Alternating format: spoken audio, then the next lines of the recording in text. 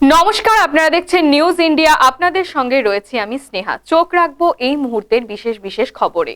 Shalimar station থেকে লাইনচ্যুত একটি লোকাল ট্রেন। সাঁতরাগাছি থেকে শালিমার আসার সময় ৩ নম্বর প্ল্যাটফর্মে লাইনচ্যুত হয় ওই ট্রেনের একটি কামরা। দক্ষিণ পূর্ব রেলের মুখ্য জনসংযোগ আধিকারিক ওম প্রকাশ চরণ জানিয়েছেন, ট্রেনটিতে কোনো যাত্রী ছিল না। ইতিমধ্যেই লাইনচ্যুত কামরাটি উদ্ধারের কাজ শুরু হয়েছে। ঘটনাস্থলে রয়েছেন রেলের ইঞ্জিনিয়াররা।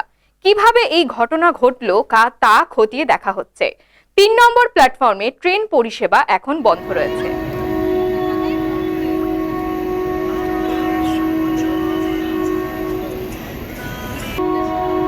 বলো না, আমি এখনো ফোন করিনি। ও রাত্রিরে ভোরবেলা ফিরেছে বলে আমিও ফোন করিনি। আমি 12টা নাগাদ ফোন করবো। আপনার থেকে বাঁ দিকে সরে এসেছি বিশেষ করে।